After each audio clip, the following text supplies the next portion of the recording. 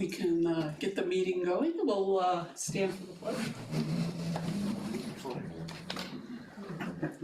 Sorry. I pledge allegiance to the flag of the United States of America and to the republic for which it stands, one nation, under God, indivisible, with liberty and justice for all. Very nice. So, the agenda. Oh, it's grabbing the door. Awesome. I was going to go out and. I don't know if I was the last one again. I should have assumed I was. Sorry. You were no. You're fine. I had to go check out the TV before it came done. Let me get the. Let's see.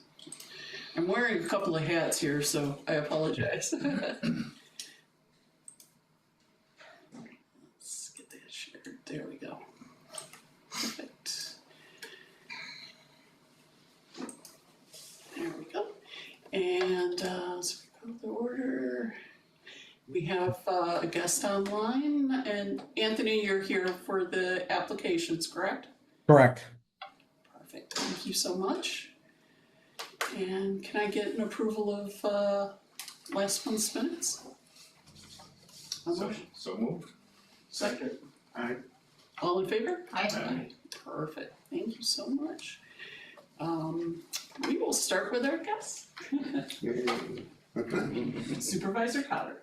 So once again, as I mentioned, apologize for the fact it's taken me 4.5 months, I guess 5 months now to meet with you guys. But thank you once again for everything you do. And I was hoping to sit in on a meeting. I see the results of your efforts at the planning board meetings where they talk about the comments that you guys have made on different applications, et cetera. But I was hoping to see, and Kim was kind enough to make sure she continued inviting me until finally one day I was able to get here. The other is maybe I was just waiting to be able to share with you the good news, which some of you guys may have heard already. Have you had a chance to share any of the I have not, so exciting stuff? Because it's been a work in progress, certainly well before me, and then it's been a work in progress since I came on board in January. But we only started to formally announce it because we had to from a board perspective, as well as we're getting closer and closer to the finish line. And that is, there's a couple of land acquisitions that the town is making related to expanding Ononda Park and connecting it to Vista.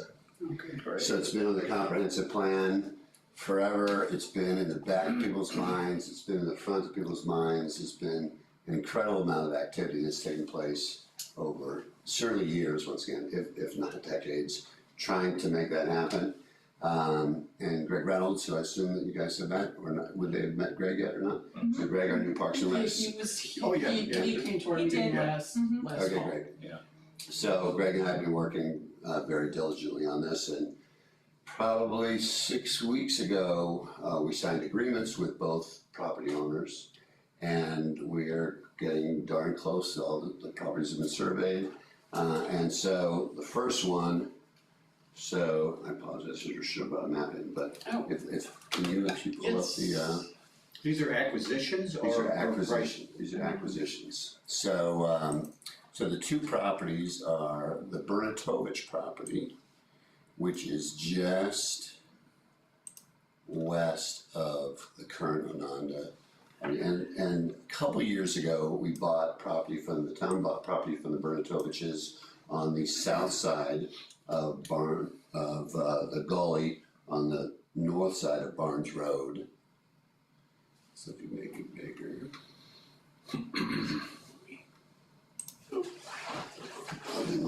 I was never a teacher, but I did my teacher thing. So. I think I have it. Yeah, absolutely.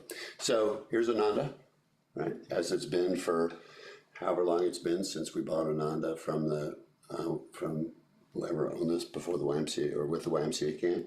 And then a couple of years ago, the town bought this piece here, which is great. Expanded to the south side of the gully. There's a little parking lot over here. There's some trails that come up through here. But the vision always was to be able to go all the way up to the gully, through, if we can slide this down, all the way up to, let's see, here's Seneca. Slide a little bit more for me, please. To, if you get to Seneca Point Road here, the town owns this property here that it bought a number of years ago.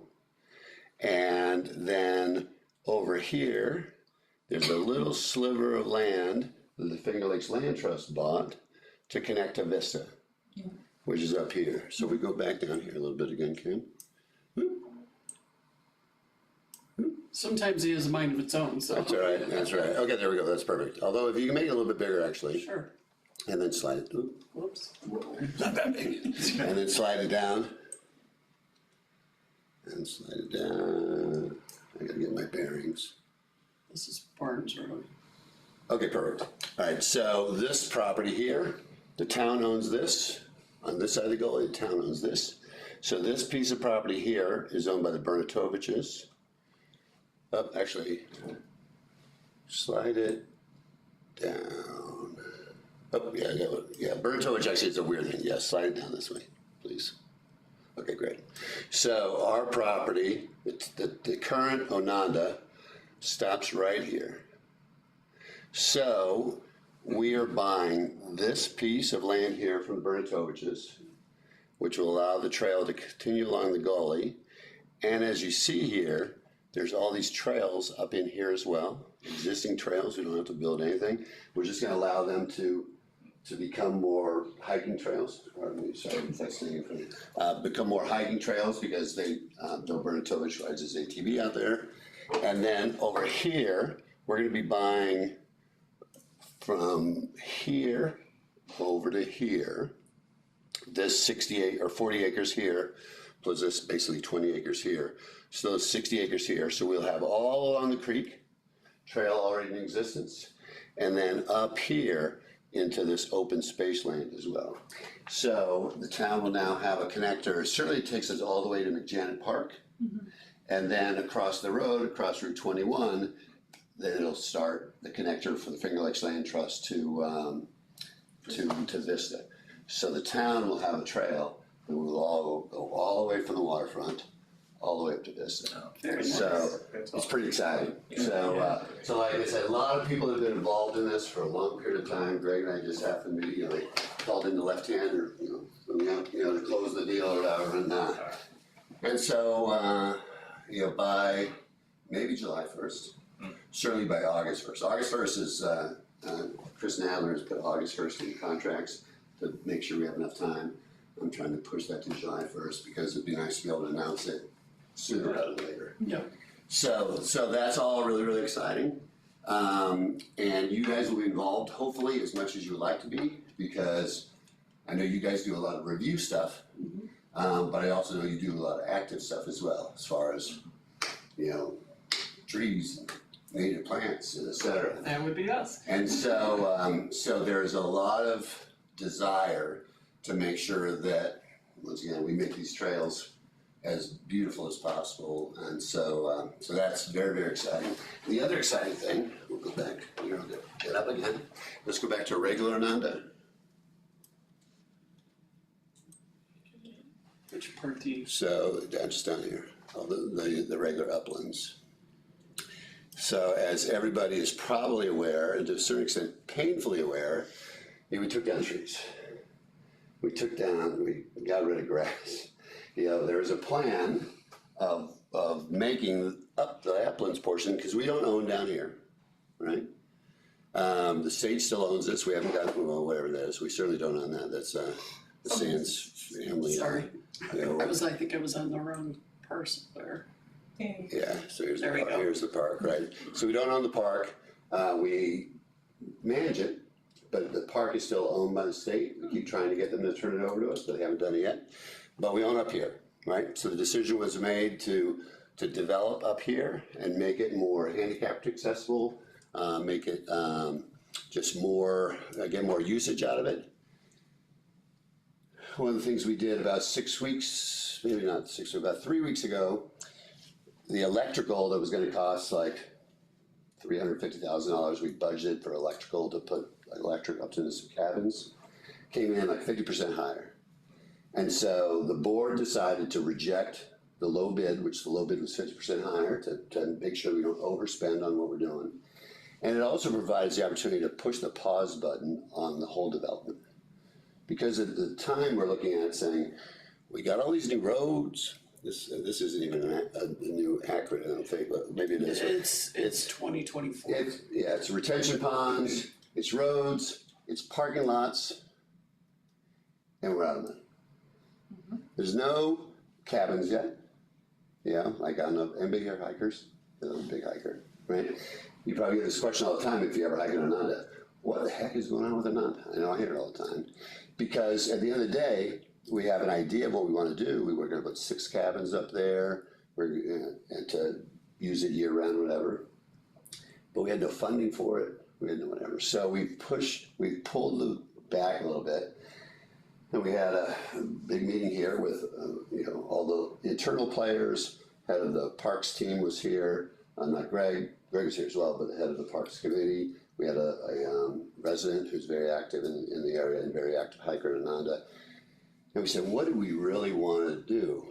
We have this blank canvas now of the uplands portion of it, because it's paved and it's graded and it's whatever. But we have nothing up there and we have no money. So we said, what do we really want to do? Let's take a step back. And so ultimately what we think we're going to be able to do up there is have, instead of 6 cabins, and that's it. We think we're going to have room for 9 cabins, camping, and some RV hookups. So it's going to be very, very robust in that middle section, which will be great in and of itself. It'll also be a money generator. It'll also be great because we just added 60 acres to the park system, so it should be used even more. One of the things that drove me crazy in the process of all this was, especially this is where you guys get involved, there's no landscaping plan. Right? We took trees down in advance of doing all this building, whatever. But there's no landscaping plan to put in trees, to put in bushes, to put in any kind of landscaping. And so as we get further down the road here, and maybe sooner, and I'm looking at you, sooner rather than later, but I really, as the head of this, maybe one of the people that we want to have on this committee is somebody from the Environmental Conservation Board as well. Because I want to have, and the team will want to have input on what's going to look like. There's anybody familiar with the gentleman? I can't remember his last name. Or first name, his last name is Olmsted. That name ring a bell to anybody?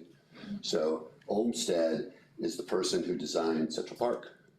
He's the person who designed. My wife is from south of Boston. There's a place called World's End. He designed that. He designed a thing called the Emerald Necklace, where all these parks are connected within Boston. We need to have, as a town, we need to have that kind of mindset to say it's not just about putting in a road and retention ponds and putting in cabins. All those things are functional and really important. These are our parks. We want to have the parks as beautiful as they can possibly be. And so I'm hoping that you guys will embrace everything that's going on. And from here and the land acquisitions, where we're going to want to look at it from that mindset. How can we make these things as beautiful as they can be? Because this is, I talk to people all the time with this. What does the town have? You look at other towns around South Bristol. They've got Bristol Mountain, right, as a destination. You've got, Victor. I'm not a big Victor fan, but they got the mall, right? They got, people are going to, what does the town have? The city have. The city's got downtown. It's got a bunch of stuff there. What does the town have? We have our parks. And so you have a friend in me, right? Woody, from Toy Story or whatever. You've got a friend in me as far as, trying to help make all of our parks more and more beautiful, and the town in general, but in this conversation with the park system. So some fun stuff going on, some exciting stuff going on. Very nice. And I want this group to be as active in that process as you guys want to be. So anyway. I'm sure we would all like to be active in that process. That's right. So anyway, Up there and walk it when things settle. Yeah. Did they get it? They're paving next week or? Yeah. So I think the 11th is the day that they've set. They're going to close it. I think that I saw this morning, maybe from the 9th. So maybe they're closing it, or they're going to have it done earlier. but I was just hiking it today. I would love to go hiking with you and show it to you. I live right at base of Stid Hill, so I hike on Stid Hill a lot. Oh, okay, great. Yeah. So and it's so funny because so I live on Weifels Road. My wife. So my background. I moved here 27 years ago with Constellation Brands, and so I've been here for 27 years. And I live on Weifels Road. So for short hikes, I'd go to Ononda. Long hikes, I'd go to Ontario County Park. And so now the part of the beauty of this, I don't have to go to Ontario County Park. I don't have to leave my town. Yeah, I got bored with Ontario County Park. As well, yeah. And so people that are bored with Ononda have will have much less reason to be bored with Ononda in the future, because there'll be not only the direct line up, but through the Bertovich property and through. I mean, Greg and I just this morning just did a walk from McJanet just down to the waterfront. You know, and with a little bit of side on some of the side trails, 3.5 miles. And so we're gonna have the opportunity for people, if they wanna do a 14-mile hike, they can start at one end and go up. Or spot a car. Or spot a car and go with it, especially that's the way we did it. We spotted a car down below, so we could walk downhill the entire way. Yeah. I gave Greg the option, and he chose the downhill. I would have chosen the same, but, so just some of my background is, originally from California, bounced around with a bunch of different sales and management jobs, ended up here, like I said, with Constellation, but from Northern California to Southern California, San Diego to Boston, where I met my wife, to London, to Seattle, to here. Worked for corporate America for most of my life, and then started a couple different businesses, Naked Dove Brewing Company on 5 and 20, I was one of the founders of that. And then we have a family coffee business, CDGA Coffee Company, in which we sell at the farmer's market and kind of around town. And then I just thought, 65 years old, but I'm not done yet. So I thought I'd throw my hat in the ring and see whether or not the townspeople would like me to try to have an impact here. So Here you are. Nice. and here I am. So once again, so time will tell whether or not I'm making an impact, but you know, certainly some of these things show that Greg and I and the team are starting to make some things happen that have been. Well, this is very exciting, and I knew it was in the works, but. Yeah, and it's been a roller coaster even in the 5 months, and it's been a roller coaster in 20 years. Where it's like, we're gonna have, oh no, we're not gonna do, oh, we're gonna, you know, and I thought there's a number of times in the last 5 months that I thought it was a done deal, and I thought it was slipping away. And that's one of the reasons why, even after we had the contract signed, I've been very, very careful about like slowly informing people, because I didn't want to jinx it, I didn't want to whatever, but it's public with board meeting stuff now, so I want to make sure that you guys were aware of great. of all of it. Now, is there a timeline for the development of that area up there? Yeah, so the beautiful thing about the development of it is 90% of the trails are already there, the 2 properties that we bought. McJanet, which we walked through, Greg and I walked through today, he's already got it marked out with trails will be. Basically, he could make a trail there in a day. So, and then there's a bit between the Bertovich piece and the Royds property that has to have a trail. Basically, it's kind of a trail in there, but to connect those 2 properties together. But 95% it's done already. And so because, the thing for us to do, working with you guys, is to, you know, basically both of those owners use it for ATV trails. And so as a result, they're wider and a little bit more, there's been more impact than a regular hiking trail would have. And so we were gonna wanna let it kind of grow back to being, you know, more natural, whatever. And so some of the plantings we'll do, and et cetera. But because of the timing of it being the summer, you know, Greg's got, the Parks and Rec folks have their hands full just doing what they got right now. Because we didn't, when the budget was put together last year, we had no idea that this was gonna happen. And so as a result, we don't have the manpower, et cetera, so the next budget season. So I would say, kind of, people will be able to start hiking on it once it's done.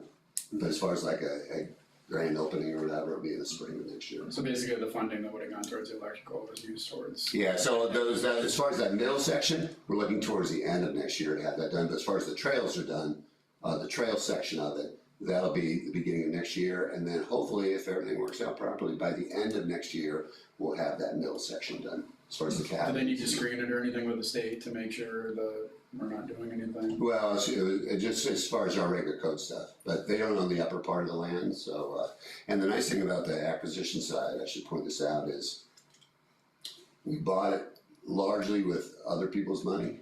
So of those two properties are gonna cost basically $1 million. 37 cents on those dollars the town is gonna pay for with money that it has set aside in the open space fund.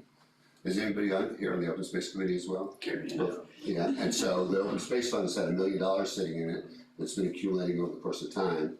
So 370,000 of that $1 million is gonna go towards the two of those properties. $250,000 is gonna be coming from the DEC, and the rest is coming from an anonymous donor. Wow. So 400,000 of it is coming from an anonymous donor. So no land trust money on this side of 21. Not in it's this all side of in, 21, it's all, so the town will own this as opposed to the land trust owning the piece. Okay. So, and then the only little interesting other, well, there's probably a lot of interesting things, but in mentioning 21, you know, we have to figure out, the state is, we met with the DOT, in this room, they had like a half a dozen people from the DOT in there, to see whether or not we can cross the roads safely, right? And so, whether they think we can cross the road safely, I can cross the road safely, I had to cross it today. So, and Greg and I measured out the sight lines, they have to do the official sight lines, 495 feet, with 4 feet tall is the, with somebody driving, is the sight line. And so where we're hoping to cross is, we think that we've got 600 feet, 600 plus feet, so we think we're gonna be fine. If we can't, if they won't say that it's an official crossing, then we'll still be able to do all we're doing up to McJanet, but we won't be able to advertise, hike all the way from, the waterfront all the way to Vista and around and back again, and they won't be, and the land trust won't be able to advertise the exact way. We'll just be able to advertise if we can get to McJanet, they'll be able to advertise that they get from the west side of 21 to Vista, and then people will figure out on their own that they can walk across the street and be safe, so. very cool. So, anyway, so that's a little bit about me and a little bit about the exciting stuff that we've got going on. That once again, I look forward to working with this group to, cause I'm all about, native plants. I'm all about, outdoor stuff. I found this picture, I was talking to Dennis, why can I not remember this? Brewer. Yeah. He came in and was talking to me, and so I told him about this picture, since he's the head of the trees committee, and then I found, my son gave me for Christmas a couple of years ago, one of those photograph things that, stuff comes from the cloud or whatever, and just, and he scanned in like all of our family photos, and then they come up periodically on the thing or whatever. So, Wow. so if you wonder, if you want a glimpse inside my soul as it relates to this group and whatever, Wow. I am. We don't have anything like that around here. Yeah, I'm not just a tree hugger in theory. I'm actually a tree hugger in practice, and so I would love to. Where was that taken? I think it was in New Zealand. So, I had the good fortune when I was in the beer business. So one of my stints was I ran the sales organization for Jenny and did all the strategic planning for 10 years, and brought a bunch of imported beers into the United States through Jenny, and one of them was a brand out of New Zealand called Steinlager. And so I had the good fortune to go down with my wife, and Very nice. this is true. So yeah, it's pretty impressive trees. So. Very nice. Neat. So, one of the things that the ECB will do for the town board is, when you have projects like this, we can write memos, of recommendation for Okay, great. things like that, so. Well, and one of the things we're looking for is PDRs grant money or whatever, and so so that'll be really, really important. Yeah. So, great. So we do that quite a lot, so. Awesome. I have,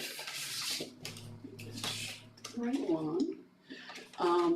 Justin, we have a certificate of recognition.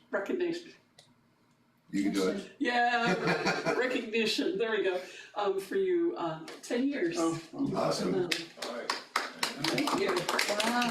He's getting older. It's a different Young 30-some. Good idea. Very nice. Thank you. Thank you so much. And we will, Mike, is there any news from the development office? No, nothing new. Okay. And we got news from the town board. Thank you so much. And ordinance committee, we had that Monday. They talked about a lot of things, and they're all escaping my brain They right now. passed the form-based code, the new form-based code. Oh, okay. Kristen told me today. So they passed the new form-based code. It will be listed now in E-code, with, just the way we have all the other zoning districts. It'll be listed in there once it's completed.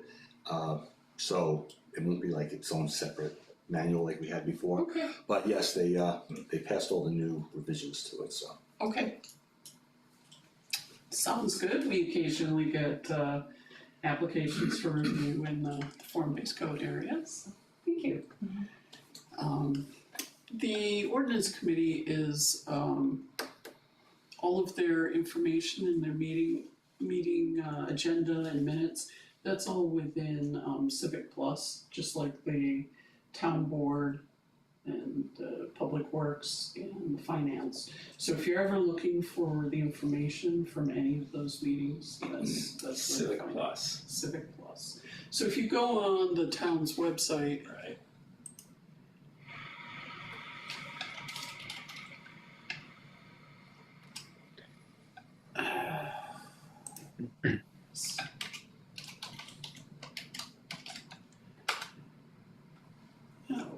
Gov. I have that. I have a mistype though. Firewall check. Yeah. Try again. Okay, we'll do it this way. I don't care. Okay, maybe not that way. It's just, Whatever's coming. Call the supervisor. That's right, he won't be able to do anything for you. But he'll know who to call. We have any kids here? it is fussy. Sometimes you have to put the www in. So that's where I was getting at. So if you want to look for that stuff, if you go to the town board and there will be agendas and resolutions, it will give you the Civic Plus link right there. Okay. I think for average people, I think finding that information is a little tough. So I'll work with, Just, I mean, I know where to find it, but but yeah, if you were to click any of these different meetings, so like the ordinance committee, you can click it and there'll be minutes and agenda, and you can look at the different information. So that can be important sometimes.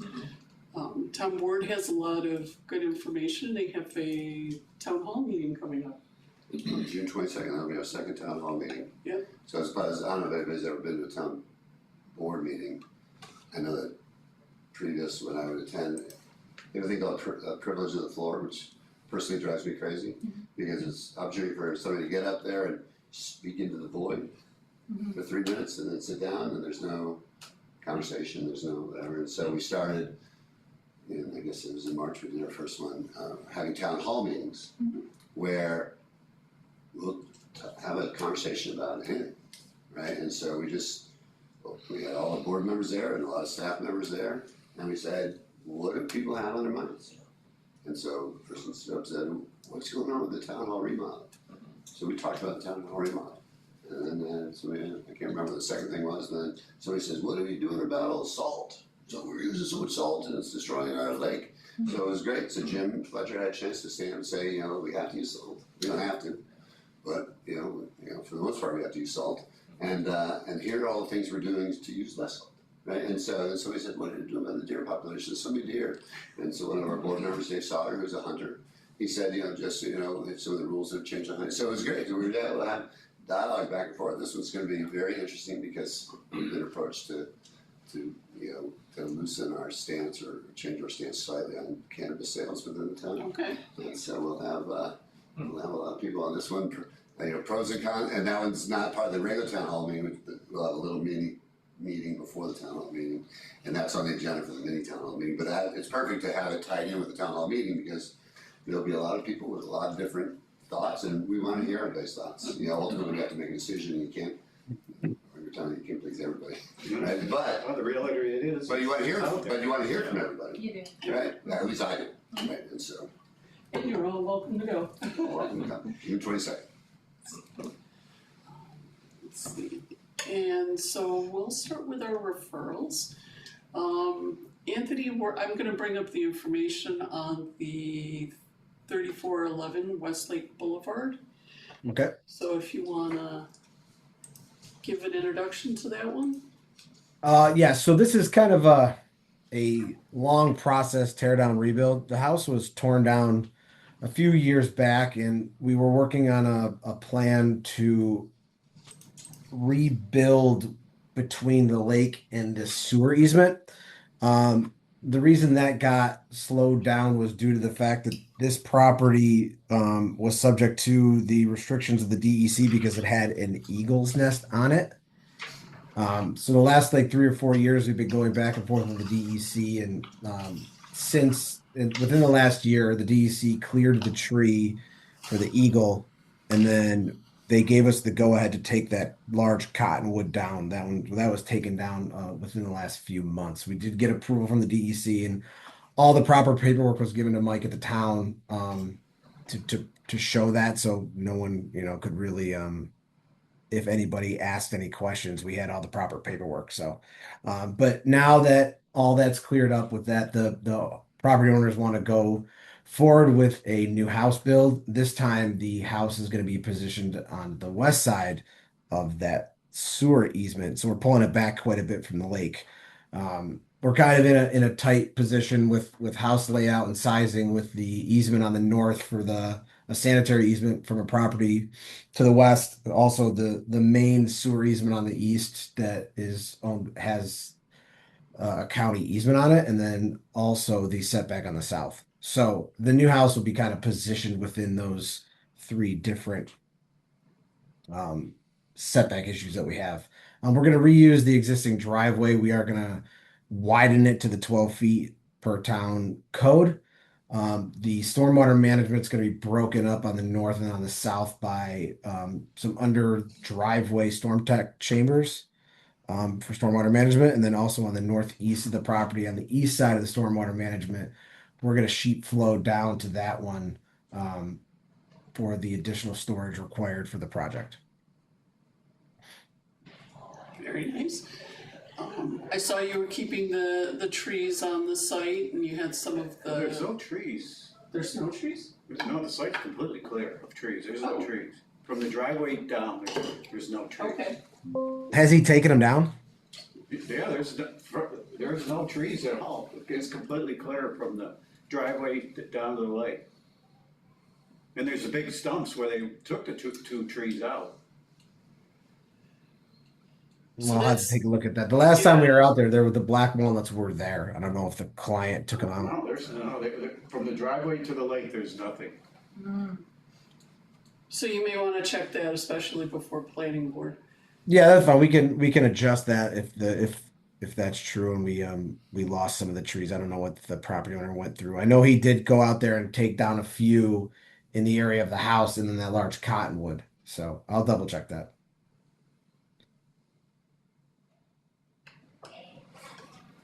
Did anyone have additional comments? I think that they set the house back because it does look like it, where the lakefront could be flood prone. It looked like the neighbor's house, it looked like that was pretty low, close to the lake. Yeah, is there ever any consideration to elevating homes so proximate to the lake and in light of increasing lake levels episodes? I guess we haven't reached a point where houses are being built on stilts, but certainly a concern. There are requirements for height when you with tear down rebuilds or major renovations that we have to bring it above 2 feet above flood. In this situation, we're well out of the flood plain of the Canada Lake.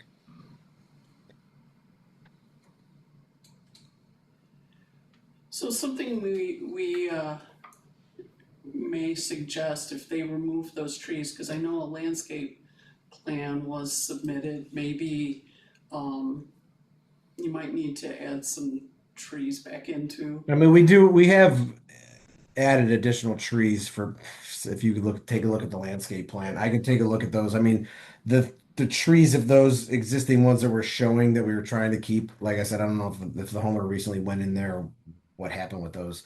They were black walnuts, so we could definitely replace it with something, but it probably won't be a black walnut. Okay. You know, probably wouldn't want that. No. You're gonna have issues with the roots, with the poison from the Correct. black walnut. You might have trouble if there's roots there with some of the trees anyways, could interfere with them. Yeah, if you stick to the native list, I mean, we would probably just want in kind if they are removed, something planted there. A lot of the natives.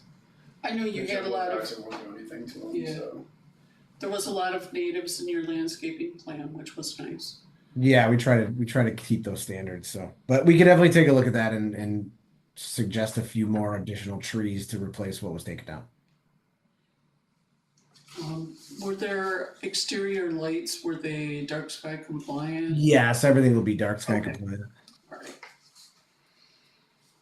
Well, that's the plan. I mean, That's the plan. most people today, even though we put it on the plan and we try to get them to do it, they just don't do it okay, because it gets it. And I mean, it's something that I've dealt with just in general. Like most people, when it gets to that point, the town doesn't follow up on it. yeah.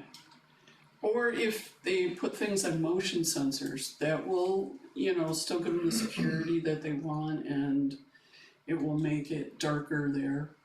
Correct. But like I'm talking like your front porch lights, Yeah, rear porch lights. Those are highly. It's rare to see ones that are truly full cutoff. But we do have the note, and that is the plan. We have to work with the homeowner on picking lights. We just don't, as being in the civil and survey landscaping, we don't really get to that point with them. yeah, no, I get it, So it's that something we asked for though. yeah, it's the note is on there. So that's Yeah, yeah. we do have a note. Yeah. Slow days, they can go and enforce that. Well, more follow-up visits we've been talking about, the fact that we The rain guard police and the dark sky compliant police. So, Yeah, I mean, it is good though, I mean, if we're putting it in there, it's not bad to check on Nice it. nice to know. Just tell people and they're gonna make their own decision. so, You see so many people with their lights on all day long, outside lights, I'm like, really? it does make a difference for, your wildlife and things like fireflies especially, your different night animals and insects, so. Any other comments? Okay. Yeah, if you could follow up on the trees, cause Will do. Yeah, absolutely. that will be something that Yeah, all there is stumps there. the planning board will definitely flag that. Yeah, and if those stumps have to get ripped out for when they go to build, it's gonna be more earthwork, more disturbance, more, everything. But getting those black walnut roots out of there probably. Good challenge. So, Especially on pine. we'll do your other application. Gotta find it. Which one was it? Lake Hill. Lake Hill. Lake Hill. Lake Hill Drive. Lake Hill Drive. Yeah. I had deja Sorry, vu when I I'm- saw that. I'm Yeah, missing it, man. I know, we talked about that a long time You ago. guys visited did. this one, Yes, correct? we did, Yeah, oh, yeah, yes. we walked back You went out there, cool. Yeah. we walked in. Anthony, if you wanna give a intro to this one? Yeah, so this is another project we've been working on for about 4 or 5 years now. The clients purchased the 78 acres from the Barrows. The Barrows were the construction company that developed Lake Hill Drive. They bought that last 80 acres with the plan on putting their forever home up there, on top of that knoll. That's where we're showing the proposed house. It did get approval from the town about 4 years ago, for a similar location, um, a different house. So they've changed the way the house is going to be designed, and they're coming to the town now with plans to start building as soon as possible. One thing that's a little bit different was at the time we applied for this, we were going to do a barn slash ADU that you see on the north side. That ADU is actually going to be modified, and this just happened this week, to just be an ag barn. They do have a plan to do a flower farm up there. So that's going to be converted. It's no longer going to be an ADU, but it will be an ag barn with a bathroom. And we're working on getting the rest of that information to the town. So the ADU portion is going to be pulled. So they're going to do an ag data statement to start that pole barn sooner rather than later. Okay, does that, so like they'll have the water and sewer hookups up there? It'll have all the hookups that you're seeing. It's just not going to be an ADU, and it won't have to follow the ADU rules per se. I mean, So that's permissible to have the plumbing. correct. For not in an accessory structure, but an ag barn, it is because of the way it's going to be used. And I followed up with Kristen at the town, and she agreed with that process. How do you get the water up there? So we are working with the town right now. We're gonna have to do a larger water line because of pressure issues. So there is enough pressure and water there, but more than likely it's gonna have to be a larger line to get the pressure that we need. There might be a booster pump as well involved. Say that's, No the water's coming from Westlake Road, right? The water comes from, it does, and like I said, there was this whole subdivision, there was a plan to put another 30 or 40 building lots up there. So the water line was sized properly for that, for those purposes, but we will have to do a larger water line due to some changes in the fire code, and we're working with a fire code a fire engineer on some of that sizing right now. So The sewer will flow well. sewer's going to flow down, and then everything else will tie into the existing. And then as far as stormwater management, we are going to use some we're not going to do any stormwater management on site. We're going to move all the water with some sheet flow down and around to the existing pond that was put in, and the existing infrastructure to make it so it gets to the pond. So there will be sheet flow and infiltration through that sheet flow, and some swales with check dams and things of that nature to get water to move around through there instead of putting a underground storage at the house site. We're going to use that pond that's currently there that was sized for the additional lots that were proposed up on that hill that are not going to be built. So that was sized for the 30 lots. Yeah. Correct. And rarely will water make it through there. Most rain events, as it moves through those swales and sheet flows, it'll get absorbed into the ground, and only during larger events will water actually make it to that pond. Because it's not real steep. It's pretty No, it's gentle. kind of gentle rolling land. It's a beautiful piece of property. Yeah, and it's and this is where they want to put it. I suggest them to put it way back farther, but they want to try to get a little bit of a lake view. So there are a little bit of views from that. We did provide the town with some shots from the lake, showing the proposed We walked site. I was a little leery about ticks and stuff walking up through there. Yeah, you got to be careful up there these days. That's for sure. It's There's a lot of black walnut out there too. That is full of black walnuts. So they're gonna have a. So that didn't change.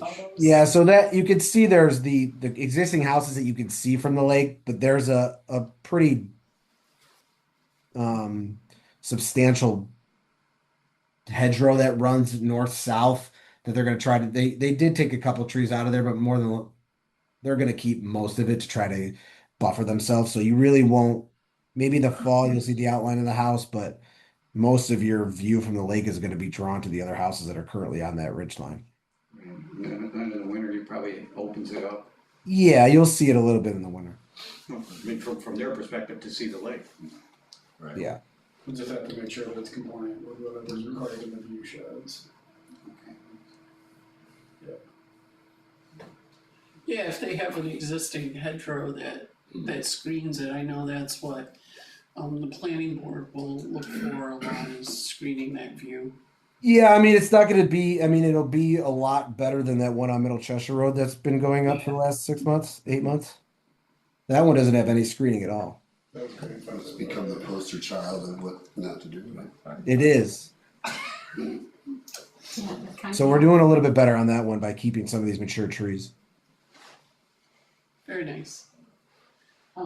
Did you guys have recommendations? Not a lot. I mean, I actually looked at the minutes when it was originally reviewed back in 2021. Mhm. It was, there was some reference to open space protection and maybe doing something with the land trust at that time. I don't know if that's something that was raised again by the Dixon Schwabels. I'm not sure what they were. They, with the purchase of the property and the plans for it, there is no. I mean, they bought the other 2 lots to the east to protect this property and not let any more further development happen on the large piece. There is no plan to do any kind of development. This is their forever home, and they're doing their best to protect Right. that piece of property. And Yeah, well, it'd be nice if this could be a parcel and, our open space plan that it will be, even if it's not something, I guess, purchased or but somehow formalized. I don't know. It sounds like that's their intention though, is to, their intention is to keep it, preserved but private. yeah. Yeah, I didn't really have, we didn't have much, I think else to comment on. Probably erosion this. over the time. Yeah, I mean, consider geothermal. They are looking into geothermal, so Right, yeah. Some solar panels in the background.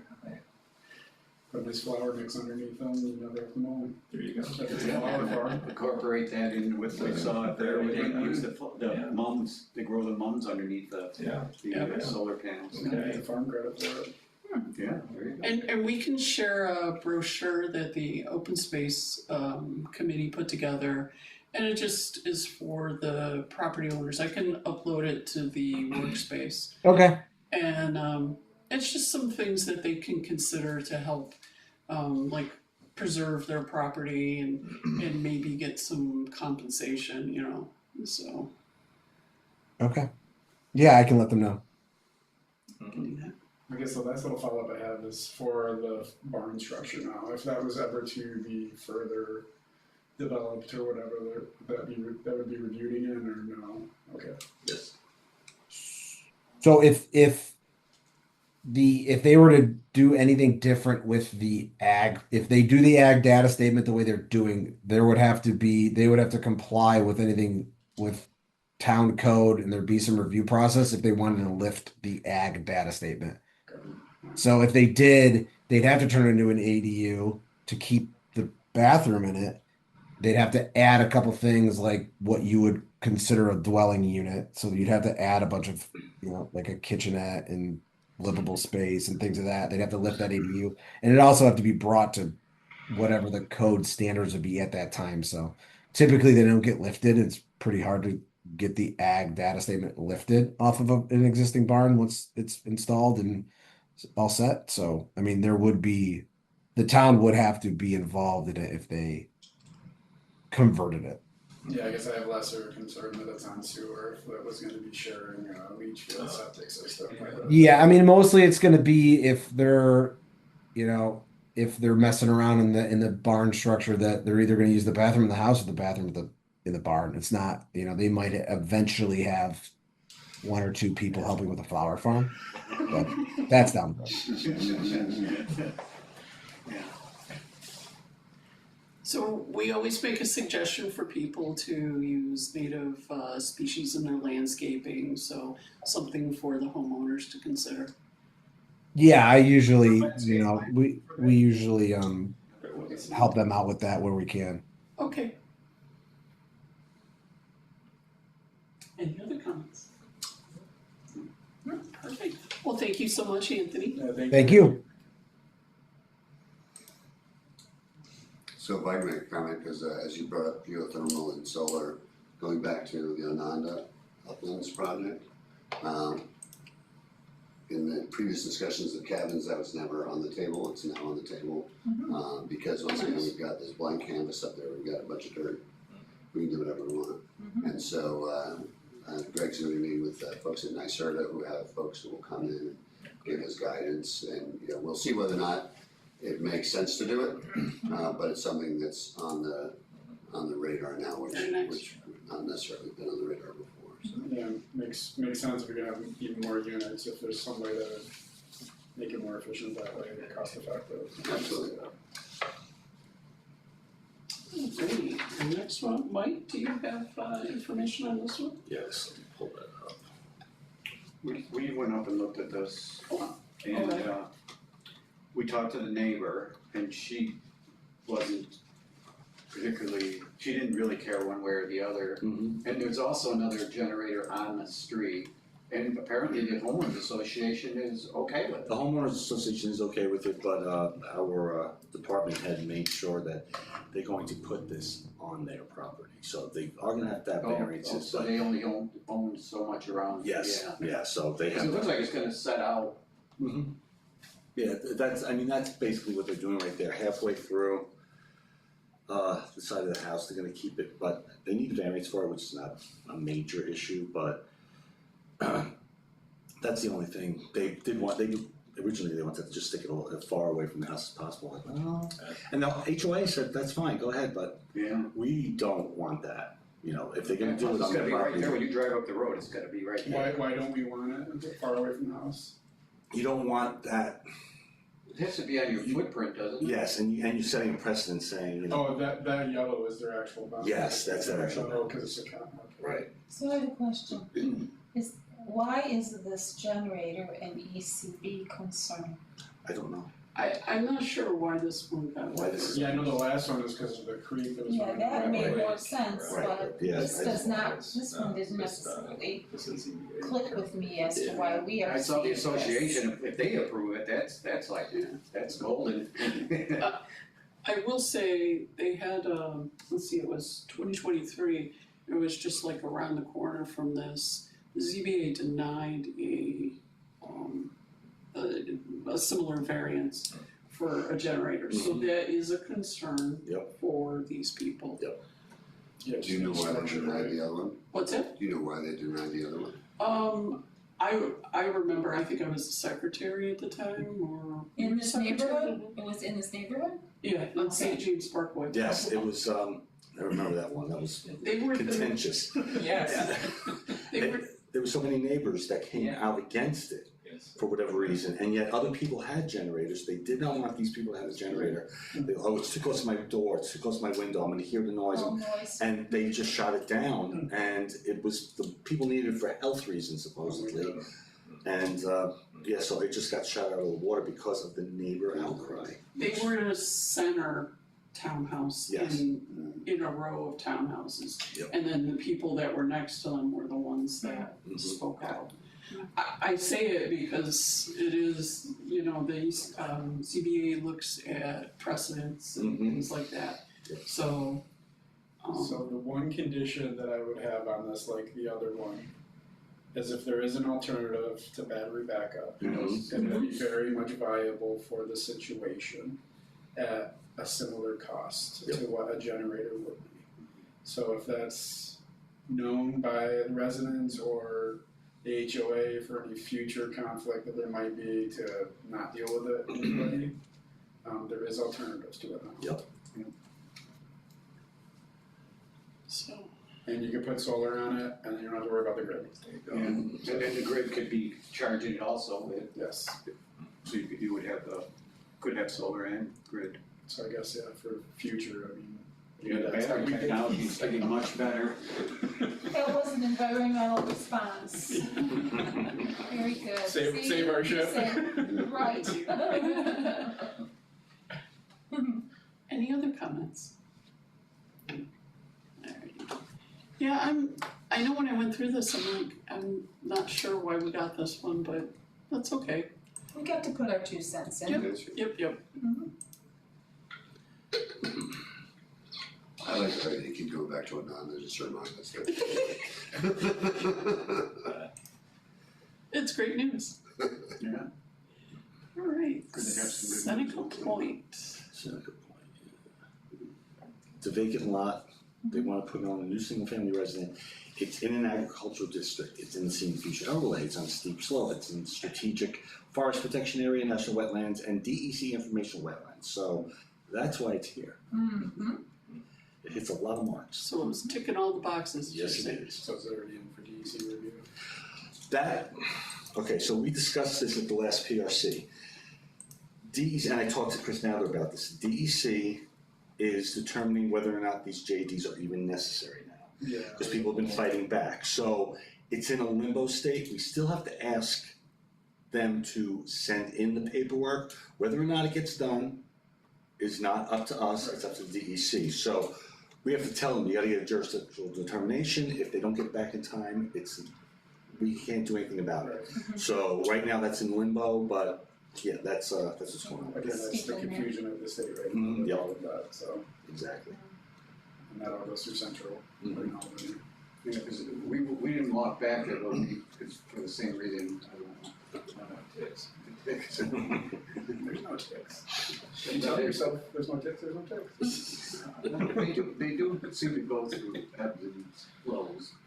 So you guys. So you put it in front of you. Yeah, we did, Yeah. there's definitely significant steep slopes, but where the house is gonna go is, Because it's gonna go, they wanna go way back. yeah. Why don't they put it up close to the road where it's flatter?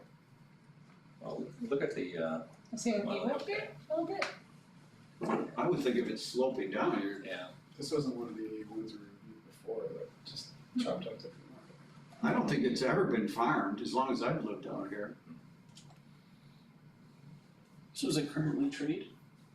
No, it's No. just, It's just it looks like it could be a hay, it could be hay. Can we look at the Sure. aerial?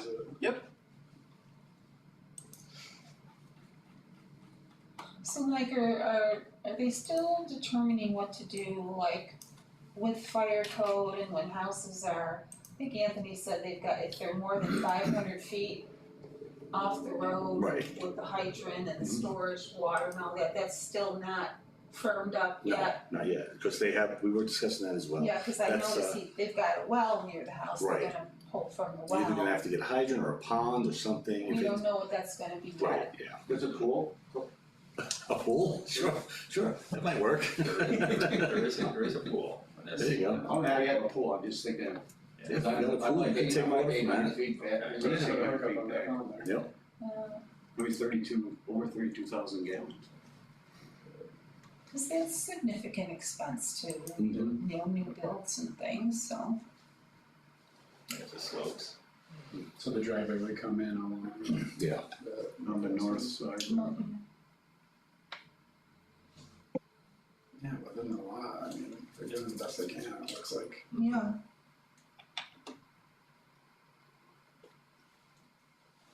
Did you show just the satellite and I missed it, or you just showed the steep slopes? Oh, I was clicking a number of things. Oh. I was just wondering, you know, just to see there you go. Yeah, field. So they're staying to the already cleared Yeah. areas. Well, that's good. Cause we wouldn't wanna see them remove any of the tree lines since that's protecting your, I was gonna say, Your 'cause that's slopes. a gully. yeah. Yeah, same with any stormwater runoff, anything, you wanna know where that was going, so it's not just blowing out down towards that and ripping new parts of the gully.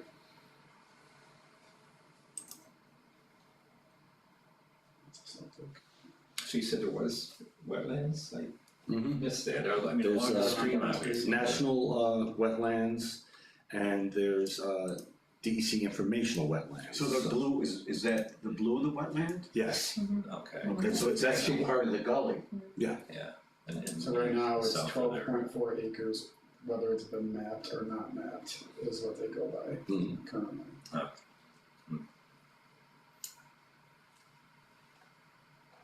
So they have to abide by setback from that. Right, Even though it's exactly. not on their property, but. Yeah, it's 100 feet if it's over the 12 Yeah. for. But it looks like they're staying back Mhm. the right amount. Yes. Yeah. Yeah, they're way up on, Way up. looking up on It's cool. the north side of it. Nice down there. So do you have recommendations that you came up for? Not a lot else. I mean, again, consider geothermal. It'd be nice to have a landscaping plan emphasizing native plantings. You're gonna need to deal with water management's gonna be important on a Right, project, so like that. Yeah, there'd be significant roof drainage, big home during rain events. Was it gonna be a paved driveway? Probably. Yeah, that was something else I put in here to consider a gravel driveway. I was thinking as far as the water, Yeah, use of You got the chicken coop on there. I see chicken for you. yeah, chicken. a chicken coop and a I've never pool. seen that. Yes, they don't. No pools for the Right. fire suppression. Yeah. And the ducks. Yeah. So the Dixon Schwab, I think, was also gravel driveway, I think, on the. I didn't know plan, this. I so, should know that because it's in our I think- office. it's But not- I don't pay attention to For the everything. kids. Does it say whether It's on the test here. is it paved? Or is it I just believe it is. stabilized entrance? Yeah. I think it said something about paved at the apron. Is that the top? Just That's at the top. a town requirement, Town yeah, requirement. yeah. Yeah, so gravel. Same with Okay. the area there, now, for ambulance and stuff, is that what they have to split that out there? Yes. Under access to. Emergency vehicles. Mm-hmm. So is this one in the view shed at all, Mike? Yes. If it's in the view shed, I know the planning board looks for landscaping. Mm-hmm. And I didn't see landscaping with this one. Yeah. That would be a suggestion for them to consider that and maybe think about that before the planning board. Or the proposed setback, 500 feet. Any other comments for this one? Yeah, I see they've got it all built up there on the back side there. I assume they're going to be landscaping that with something, and that would be nice to see. A lot of grading. Yeah, a lot of grading.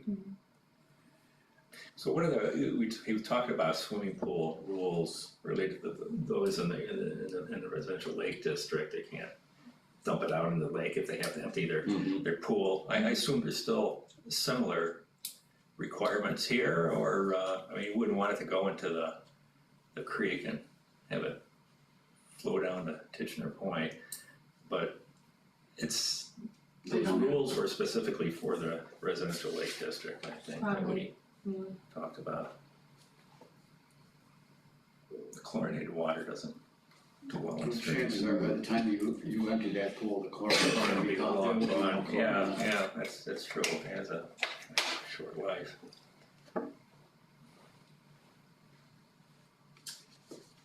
Especially when it gets hot.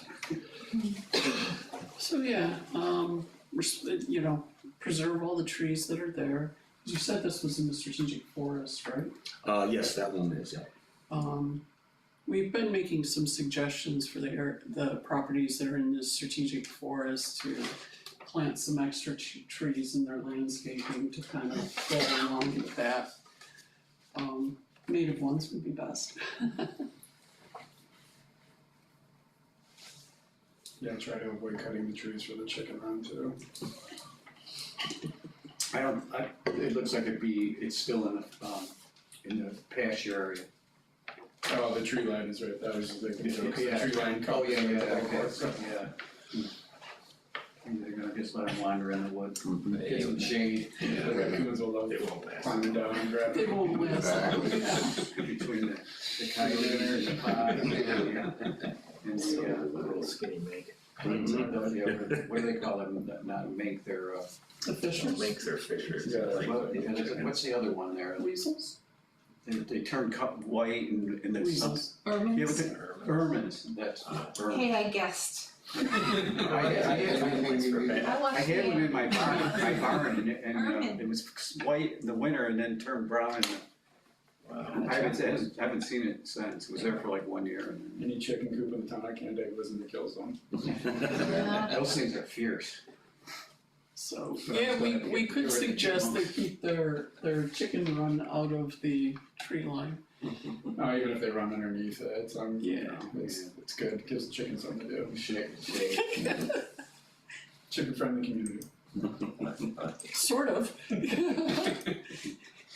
As long as you have 5 or less. remember when they started at 3 chickens and then the people wanted more chickens and then Wait, are we still at 5? we I let believe people it's have at 5. Oh, yeah, Because the state it's code- 5's the limit right now. 5's the limit for chickens, residential chickens, How I do we guess. fix that? Because the state But code if you're in the is country, minimum no, of 6. Out in the country, you should be able to like have Oh, I never got Well, one. well, Justin's out in the country, you have chickens. Yes, You have more than 5, I do. there you go, see. We're on the farm now. Yeah. So we're gonna have to report you. Is it based We got our eggs, so. on acreage?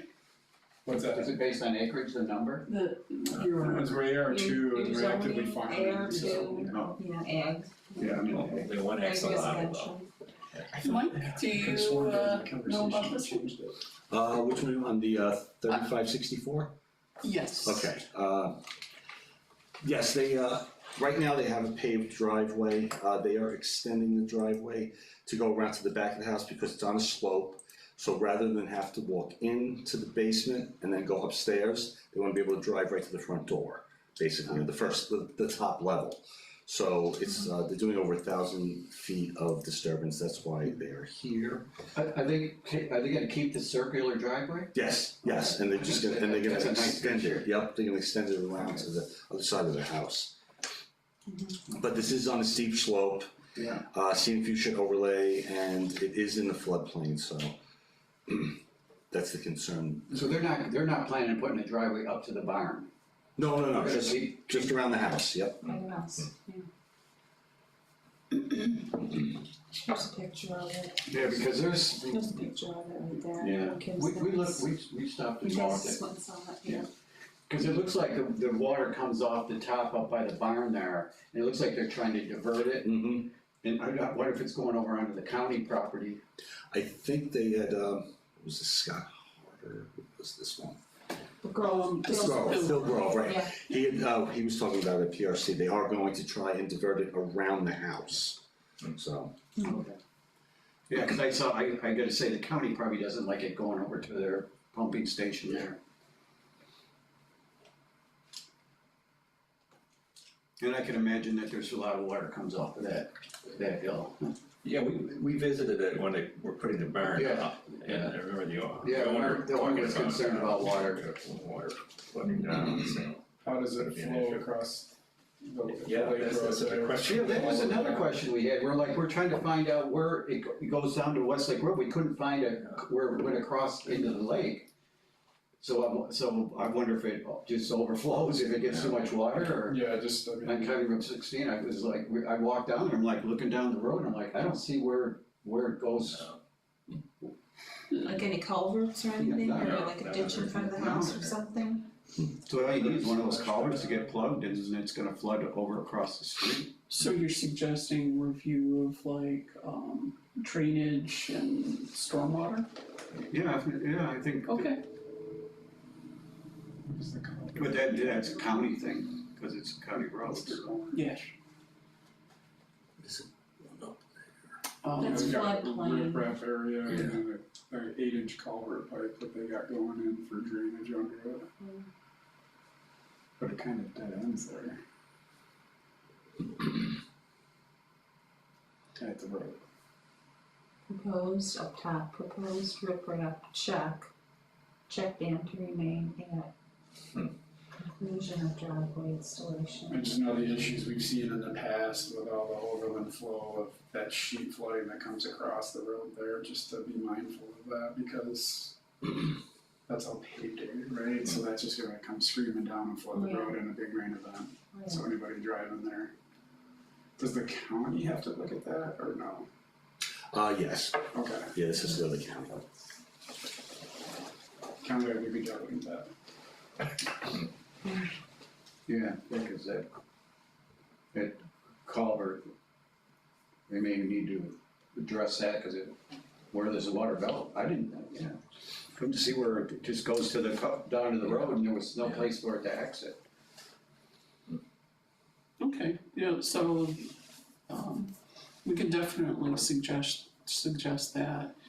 And I know the planning board, that's drainage, stormwater is part of their charge too, so, they can make sure if it's not addressed by the county or something before then. Yeah, then I'll always advocate, I mean, it's probably 50-year floods that they're designed for, you know. Those are common now, so if we can engineer up, that's Okay. helpful. I know it's more money and everything, but, you know, if it's possible. I noticed they're keeping some trees, shrubs on There's there. a hedgerow along. There's a hedgerow, so they should probably mark out the root zone so they can, I don't think it was any high quality, it was kind of scrubbed up. I'm sure the But neighbors would like yeah. the privacy. Yeah. So if they can just mark out the root zone so they can not run over them and kill the shrubbery. Yeah. So if the planning board shares our concerns about drainage, what will they likely, I mean, will they recommend a hydrologist that looks at the plans, or go back to Grove and say you need to beef this up, or, They may Well, ask they for do. it to be beefed up. you know, They could ask for MRB to review that's it. what yeah. MRB is the town's engineers, so they could look at it and see what they think. I don't know if they were referred to on this one. Yeah. Maybe not. I mean, the fact that the owner had concerns a year or two ago, or a year ago when we looked Right. at it with the barns, and another, it's more disturbing. Yeah, it looks like they did some swale work up there to Yeah. work on that. Just needs more concentrated water coming with more force. Yeah, it builds up and then reduces. Groves is pretty good about the specs that they use, I thought, but, you know, never. But yeah, we can say we have concerns about that and suggest that the planning board look at it more closely. Because the meetings that I've attended, there's stormwater is high on the priority list, so It is. I can guarantee that they'll be looking at it. All the closely. towns have Yeah. that now. Yeah, your recommendations will be great, but even without your recommendations, Yeah. they'll be looking at it very, very closely. Yeah. And when you look at these storms and the amount of debris that comes down, you get a bunch of leaves, they plug up the culverts and over they go. Well, especially as it relates to county versus the town, you know, that we're not working on the same play sheet either. Right, the And so, state you know, comes into this play going too. into this, and, you know, I'm no expert, but I'm figuring that doesn't work. So, Is it an ounce of prevention? Is, yeah. But it'll cost money and everybody's Yeah. short on money and, you know, so, Their standards that they're following. yeah. Any other comments? They're definitely, with how they're angled and everything there is, their silt fence or silt socks or whatever they're using, they're gonna have to make sure that those are well maintained and everything, cause otherwise it'll just go right into the lake. So. I did, this one was different because it wasn't like really building a house, they were adding, this one didn't have a landscape, did it? Yeah. Thank you. A shoreline compliance, what it is. Sometimes there's things there.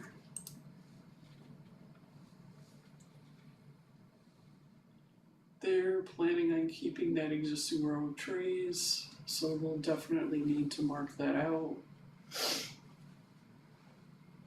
Shoreline views. Okay, theirs was really simple.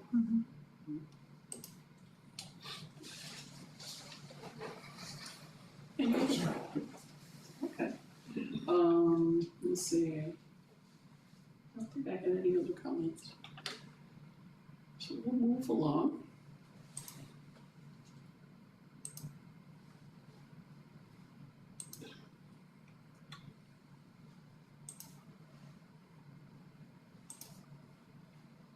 Did you know about this one? Yes, they're proposed, this is in the industrial district, but it also, this lot falls within strategic forest protection. It has informational wetlands running through it, and they plan on doing a lot of paving, so that's an issue, and it's in an ag district. So they're putting up a landscaping hardscape shop. They may or may not sell out of there to, direct to customers. It may just be a staging point where they ship stuff out of. At this point, that's what they're starting with. They have other locations, so. But that's the issue we have right now. When I reviewed it, the amount of pavement is, I talked to, I think this was this Bill Grove too? Yes. Yeah. I talked to Bill about this. The paving is going too close to the property lines. There's 2 rules in the town code, and since it's in there, the informational wetlands though run through the top, I believe, but it's not near the paving.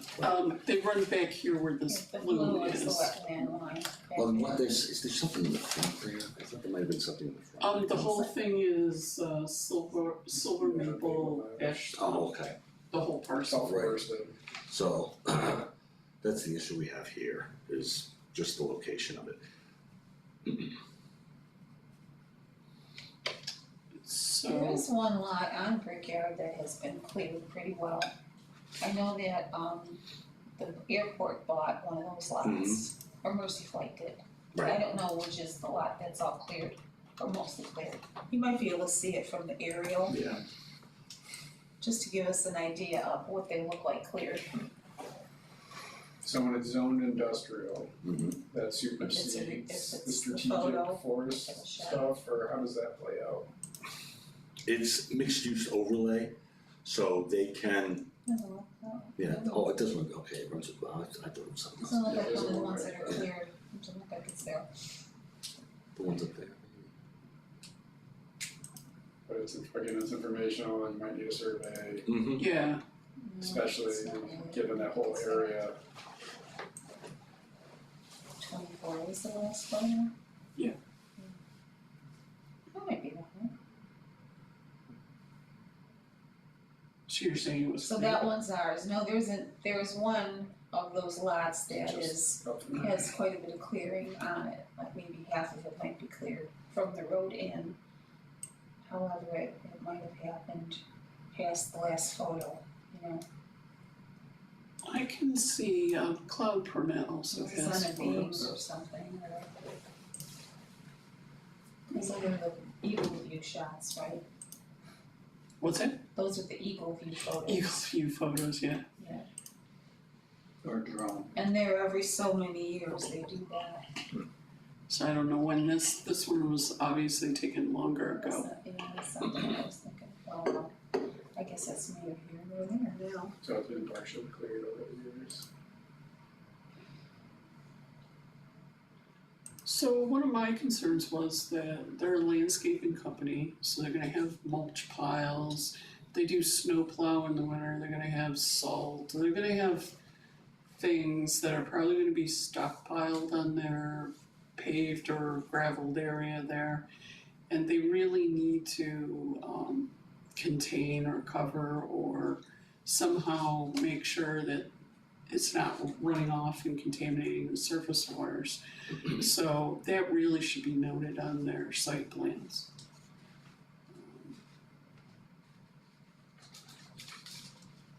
Because this is all swampland really. So you're gonna have a high water table and you really don't want that stuff running off.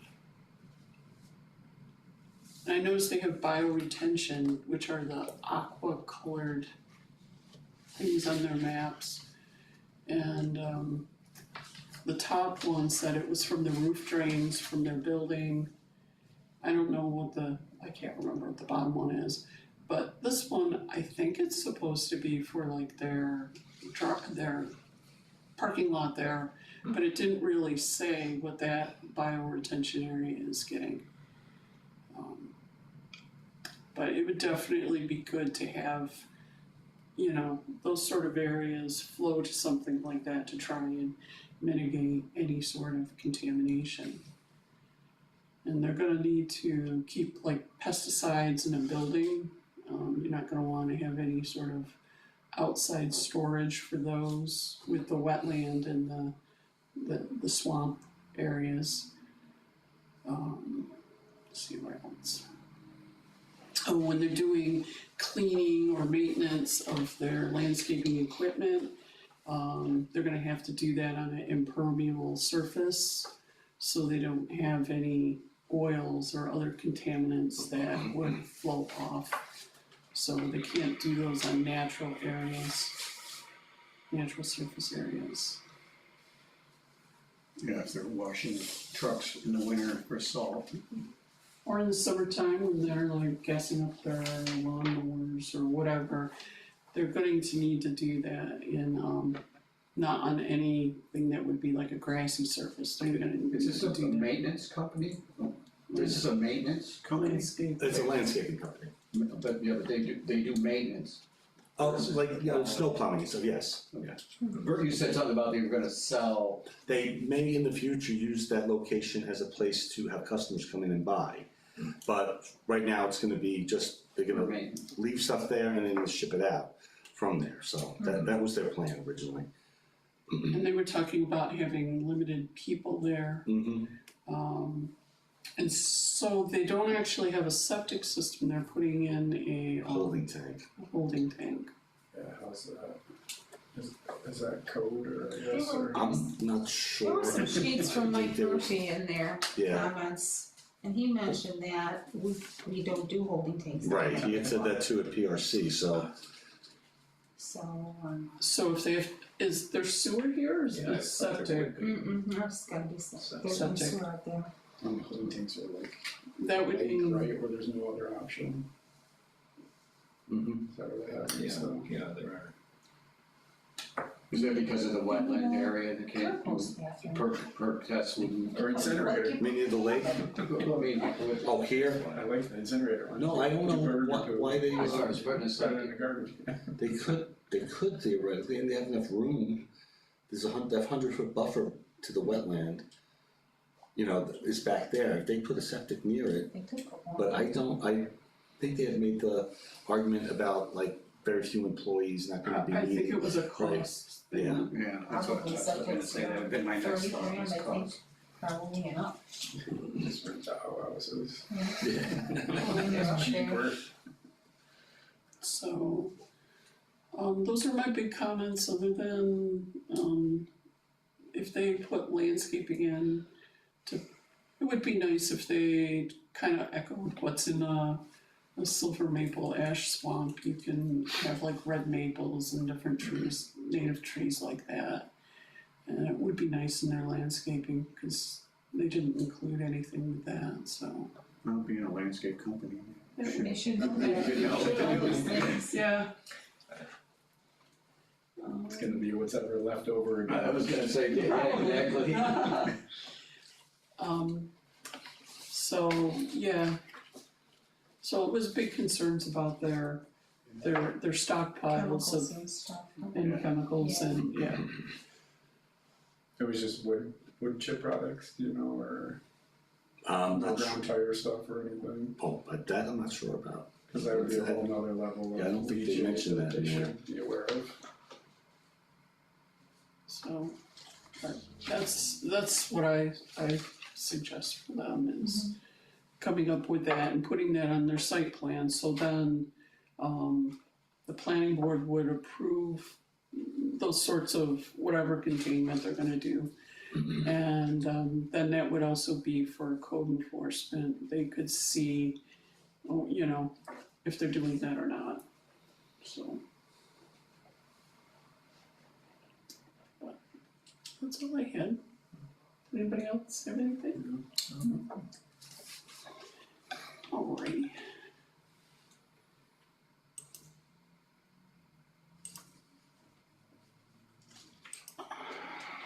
Long agenda today. I apologize.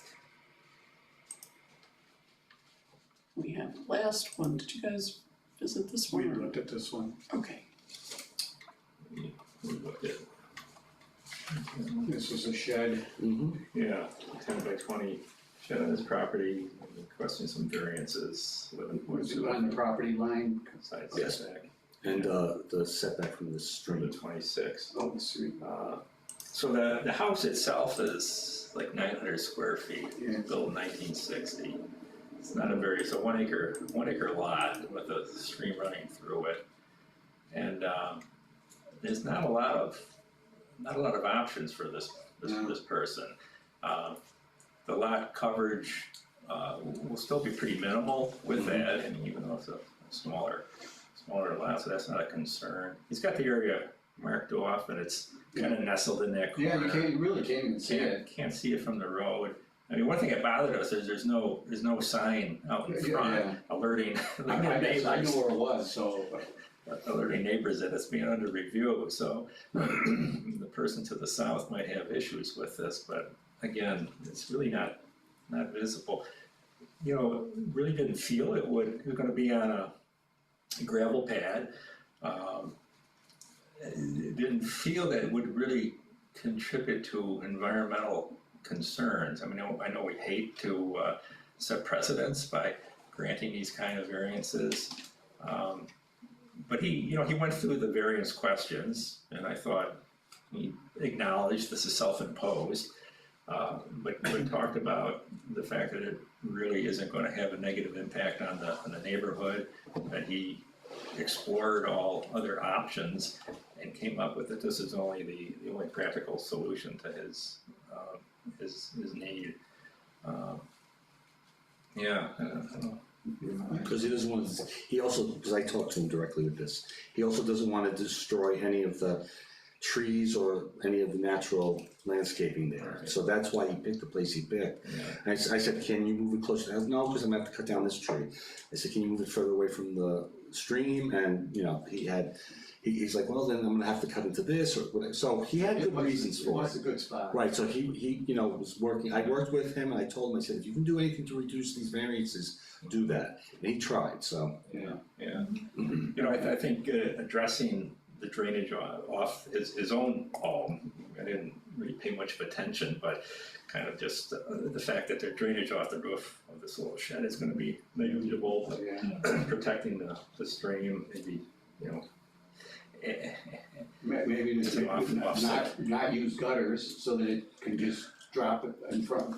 for the shed. Yeah. Versus put gutters and concentrating it. Right. He is an Ontario County Sheriff, so we give him a little dispensation. And he knows the Well, rules. it gives us reciprocal dispensation. Hold over. There you go. Now, this one kind of stinks because this is one of our hard, fast ones with the streams. Yeah. And I know codes is probably going to stand firm on that, because Mike is very strict about the setback to streams, and he makes a lot of sense with that, so. And yet the house is Yeah, there's much Yeah, closer exactly. to the stream. I was gonna say, it's kind of a funky little location. Yeah, I mean, it's cool to have a stream in your backyard, but that's a pretty major tributary. yeah. So Mike, if he was to just say add an addition, Right, even with there the you go. house, Mhm. would that be allowed, or would he still need to He'd get? still need the variance, Just because now only he's variance. increasing the principal structure, and it's already close, it's gonna make it, either closer, or even if he does it on the other side or in the front or whatever, now he's bringing the whole structure into account, and if it's too close to the stream now, it's gonna, it was grandfathered in, now it's gonna be. Yeah. How does it work with the gravel drive north of that? And if you put it on there, would that still fall and meet all the variances even though there's the gravel disturbed already area? So be stuck right where the driveway is. Yeah, no, it would still, if he's gonna add on top of that gravel drive, then that structure is gonna still be taken into account how close it is to the stream. Okay, Yeah, it's actually closer. it's because it's. Are we supposed to be 100? Yes. Yeah. Yeah. Yikes. Yeah. So if you push it up to that little pull-off area and shave off 10 feet, it'd still be. Yeah, and that little driveway's that's barely big enough to, cause I see he's got his truck in there and it just fits in there.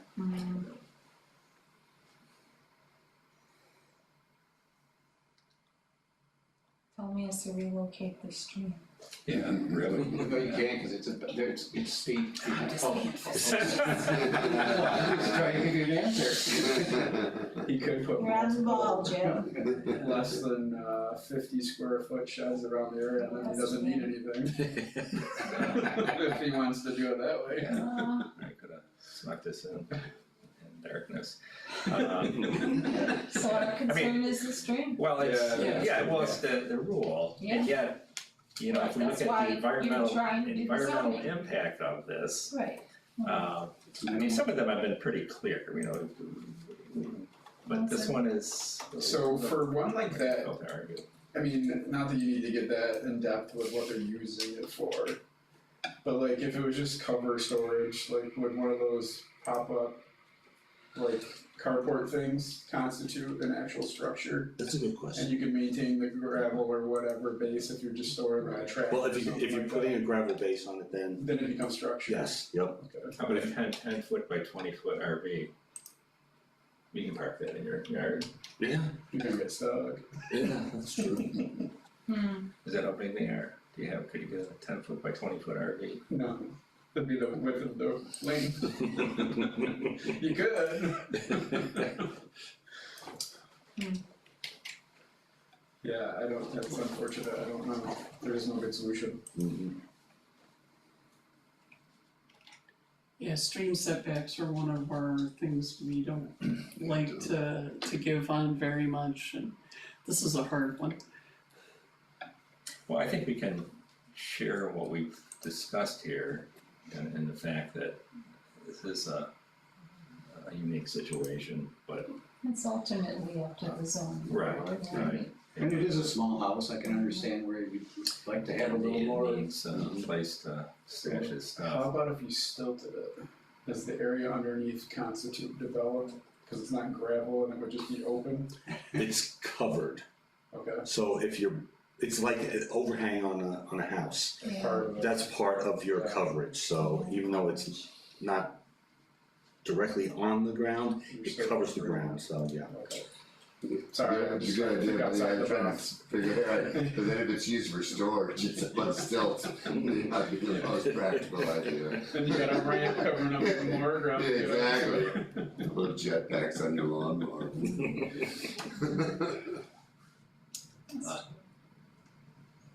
So carport over the gravel, because gravel's already there. So was in the back there, you guys visited this one, did it look really wooded in the back there? By the It stream? goes right, it's steep, actually the creek basically cuts into the hill and then it goes straight up. Gully there. So there's nothing, you couldn't, basically the other side of the stream is useless property. Oh, no, that's not what I was asking, I was just asking if it was a nice riparian buffer that he's got back there. Yeah. It's a kind of a neat property, it's just on 21, it's a really crazy spot, I mean, all the trucks coming down there with their exhaust brakes and, you know, it's a noisy section. So he wants to keep his trees. I mean, the only recommendation I would be is like smaller sheds that wouldn't require a variance basically, if Yeah, what portable one, would be the, it's under 50 square feet, so isn't it? Huh. Like one of those lifetime or whatever Mhm. sheds, Yeah, but what's the purpose? 7 by 7. Physically. Fit a lot of mine. Go 35 feet high, Six of them. go 35 feet high. Yeah, let's set them together. Is there a restriction on that or On the shed, no? Yeah, uh, it's just the square foot, right? 16 feet, I 16. believe, yep. So 7 by 7 by 16, you put a lot of stuff in there. Vertically.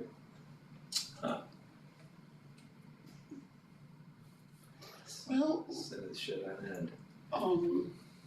It's like a shit out of luck.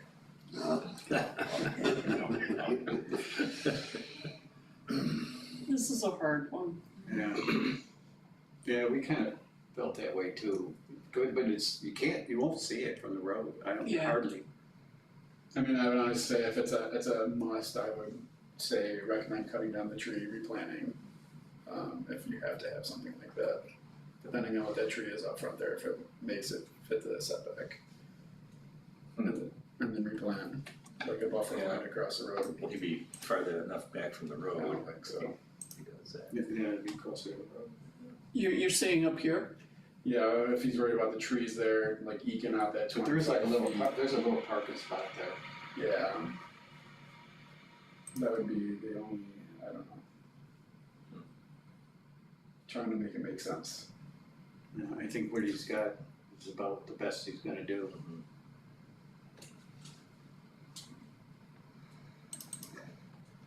Well, zoning is a case by case thing anyways, right? Tell them what It's it is. not really a precedent thing, it's just No, we kind make of our a, recommendation, and Right. if they want to do it or use it, they can. And I would say if a neighbor came up and said, I don't want it, I don't want a shed there, that might tip it one way or the other too. Yeah. Yeah, I told him to reach out to his neighbors, he's new in the area, Yeah, so. no, He's like, well, I don't know a lot of them, I said, introduce yourself, talk to them, if they're good for it, that goes a long way. Just don't wear a uniform when you come. Exactly. Right. No intimidation, please. Where is it going to the meeting?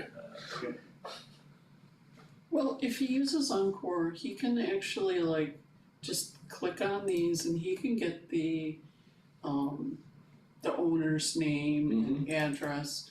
So I mean, he could conceivably Yeah. send them a letter, Well, that's a ask good for their idea. support. Yeah.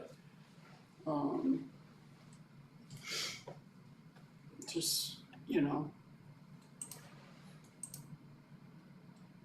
Yeah. Given that the house is closer, I don't have the biggest problem with it myself. But it would be nice if you were talking about this one having the, maybe he could do something with the flow off of the roof or something. It's kinda, you know, a give and take with this, Yeah, I think if you just Yeah. put a gravel mat underneath, you know, cut maybe, like a Cut it fresh out. tree. yeah, or just put, just maybe 6 inches of crushed stone, just some stone there to absorb the water that comes off the roof, you're not gonna get that much. And he's increasing his footprint low disturbance. And well, we didn't pay attention about drainage off the house roof. Again, if you could do something there to offer up, show his good intentions, Yeah. concerns about the environment. Maybe, I you don't know, think a any, rain garden will work there. No, A lot of space. I just don't think you wanna put gutters, cause I don't think you wanna concentrate the water. so you're saying no gutters on the, On the shed. On the shed, yeah, cause I think it would would concentrate the water.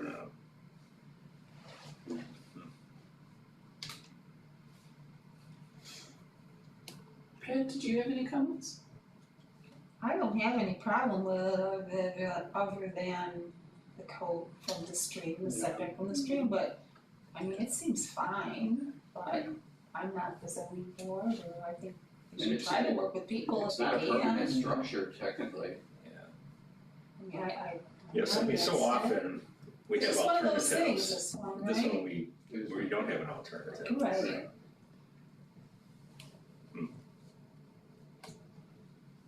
And Justin, are you against it, or? I mean, yeah, I think we should stay steadfast with 100 feet, but that's our recommendation. That doesn't mean the zoning board or whatever, planning board can't say either or.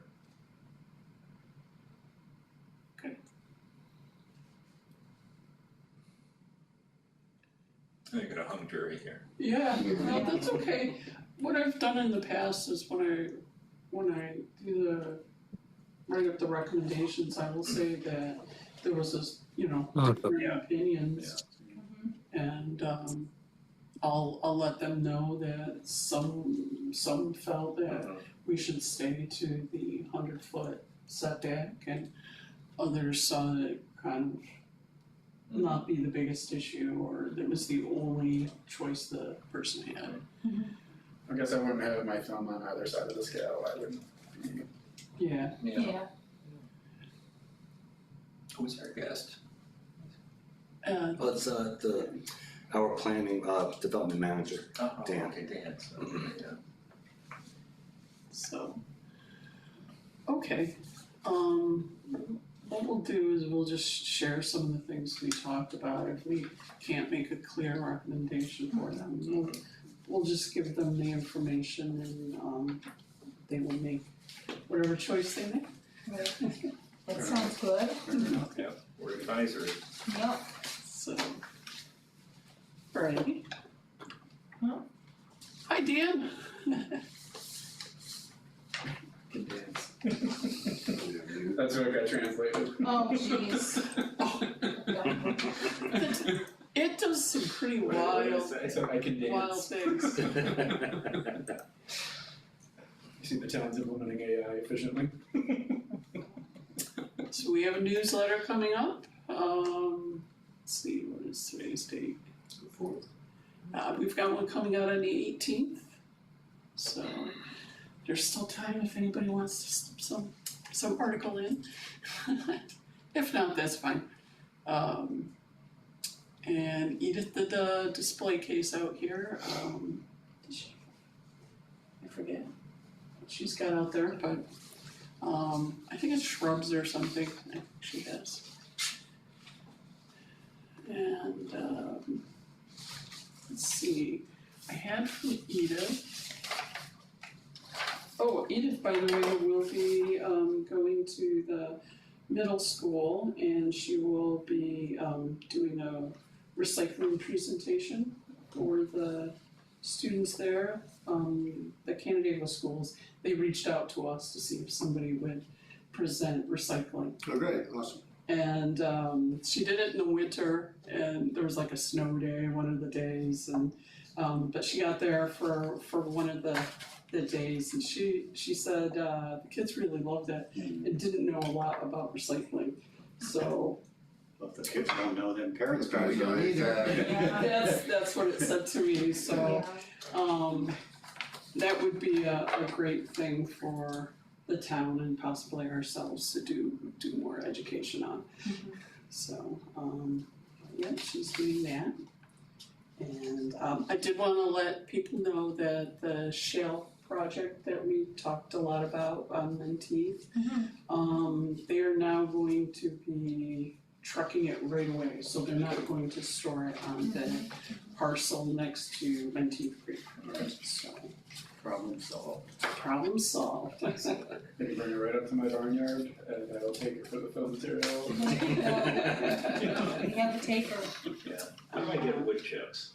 I want wood chips. From the town? Can you get them from the town? Well, they, You gotta load it yourself, but sometimes there's pressure treated that gets. I was gonna say that I'd be really skeptical of that. You don't know what's in that. yeah. So It could be diseased tree. find, I mean, find a tree there's, company. I mean, people poison ivy and who knows what's in there. I mean, I would say like if you could find anybody that's clearing trees, try to flag them down, but that's Yeah. gonna work, or. Yeah, I know, I'll talk to you afterwards, there's a couple of places okay. where the stuff that they get cleared and go and dump at vermiculture place. Yeah, that they yeah. use. Okay. Pat, did you have any news from the tree team? I wasn't at the tree team Okay. because I was at a little girls soccer game, no, lacrosse, and she's 8, my granddaughter, so Very I nice. had to not go to the tree team meeting, I didn't want to go. Life is important. You know, you got priorities, absolutely. Yeah. So I don't know anything about, Edith did send me the minutes. yeah, And there were some different items, and I will pass those along to both Greg Reynolds and Jim Fletcher, because there was some tree removal that was suggested, because there was like on the Peanut Line Trail, she said there was an exceptionally large dead ash, and it had branches hanging over the trail, so it's like a public hazard. So there were some different things like that. So I will share those along. And they had some other suggestions for tree removal. And they visit a couple cemeteries. they were at Tilton Cemetery, Cooley Cemetery, the Peanut Line Trail, and the Sand Hill Cemetery. So they had a few different things that they noted, and then they also noted that the water bags for the newly planted trees at outhouse were empty, so I will touch base with Greg on that and pass that along. Yeah, I was gonna say, we need some rain. Yeah, we need some We rain got all now. that rain again. So, Say it softly, not too loudly, softly. They're talking about thunderstorms this weekend, so I'm like, what does that mean? so And every time you hear that, you're like, what? I mean, snow. Yeah, We're getting right. snow. It's the So opposite of what the weather folks said. one of the things that we have on our plate is the climate smart community.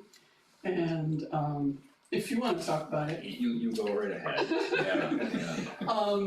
let's see, I think it was 2017 that the town board voted, and so they're at just like the ground level for it. But there's a lot of things that may already have been done by the town, although nobody's done any work on it in 4 years. So maybe some things need to be redone. I had talked to Supervisor Simpson last year, and he said since it was already voted on, we could go forward and work towards the bronze certification on it. And we had someone come in and speak last year, and she said that the state looks for activity in like some of these other programs when they're doing like the big CFA grants and stuff like that. So it has benefits for the town overall. So when it was passed before, was this committee the driving force behind that, or what was There was, what involvement did this committee have in it? I don't believe we had much. There was a person that worked over in the the transfer station. She did a lot with education, and her name is Caitlin. She works for the county now. Oh, okay. Doing the kind of that sort of work. So she did a lot of education and information about recycling and So, all the stuff we don't do currently. so from my perspective, not only would it be great to pursue it, it would be great to accelerate it.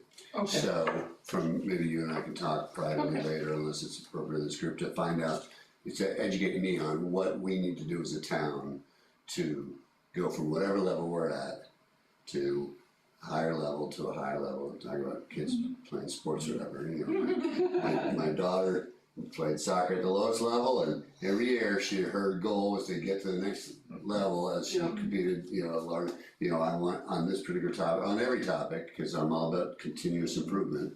I know there's been some resistance in the past with different folks within the greater community about, on this topic.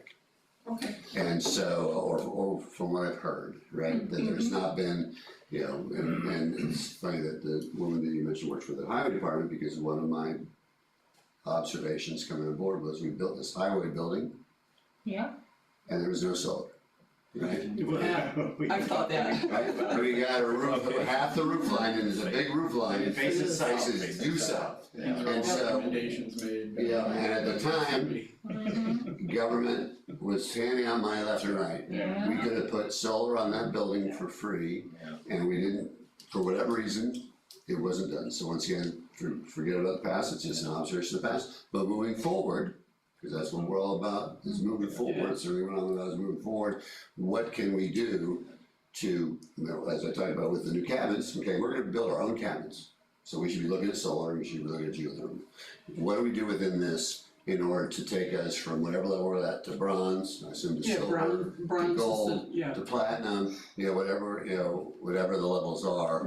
And so maybe it's a discussion that we can have right now, or it's a discussion you and I can have, but I'm very much in favor of whatever steps we need to take in order to make that. I think one of the things we need is some extra hands or eyes or mouths or whatever, Yeah. to help this along, because as you saw tonight, we had a pretty thick agenda of things to look at.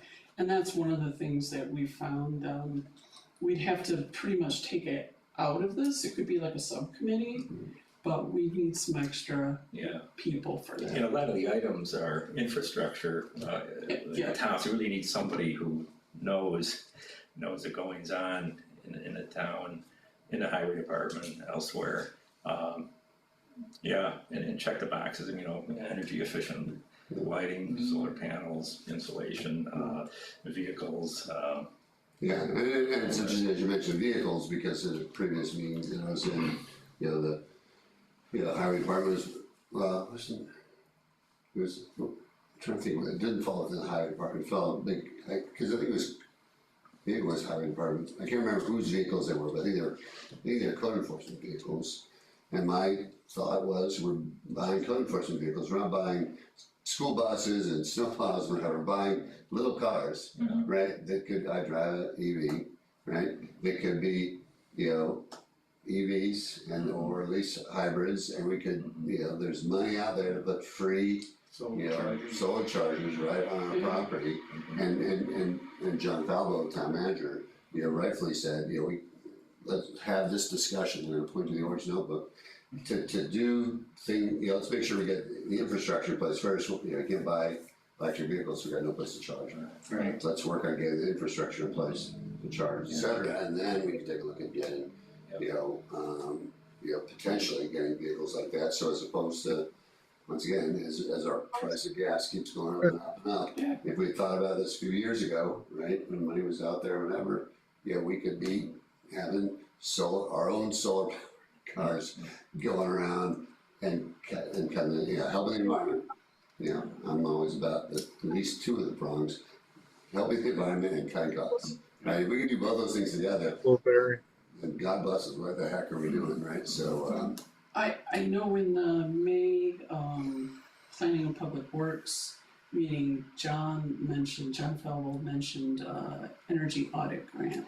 Yeah. Some of that might feed to right, this exactly. directly as well. So he's got an audit grant that we're gonna be doing, and then on top of that, I've been, approached by a number of different companies that would like to come in, and, of course, they got a hook into it, they wanna, be able to be your provider, advisor moving forward, but they give you a free audit as well, to take a look at everything you're doing, and then be able to lay out there, what goals and objectives are. And that's a bigger picture for conversation for me to have with my fellow board members. I know that I have, let's just use solar as a category. I know I have one board member who's vehemently opposed to it. I know I have one board member who is all for it on buildings, on structures, but not on fields. And then I'm not sure exactly where the other two stand, because we all have different kind of thoughts, even for those who are receptive within certain boxes and parameters. And so that's a discussion that really needs to take place at the board level as well. Obviously, I'm just 1/5 member of the board. I don't drive.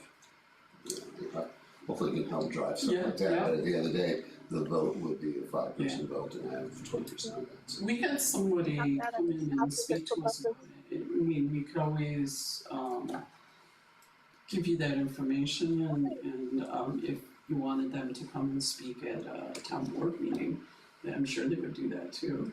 Okay, so maybe you and I can follow up on that. Yeah, So. yeah. It seems like everybody in this group, or whatever, if we all had time, if we all had whatever, we're inclined to push that forward. Right. But if anybody who doesn't think that way wants to speak up, that's fine too. So. Okay. That was all I had tonight. I don't know if anybody has anything. Can I bring up one thing for, I guess, future discussions? Sure. I think we kind of, maybe I'm just unaware and lost track of, but like the landfill closure and stuff, the coming of that at the end of 2027. Remember I said there was one other topic that I couldn't remember, that people brought up at the last town hall meeting? That was the other big topic. So I take a deep breath, because I apologize, I can't answer questions without telling a story. So the supervisors every month, county supervisors, 18 months or whatever, we all have a little training session once a month. One of the first ones just happened to be going out to the landfill. And so we went out there, and they gave us a tour of the landfill and talked about how great our landfill is, or whatever. And I'm waiting for them to finish up the whole presentation with, and here's what our plan is now that the vote took place last year to close the landfill. Mm-hmm. It's none of that. They're just talking about how great the landfill is and how the garbage gets sorted and whatever.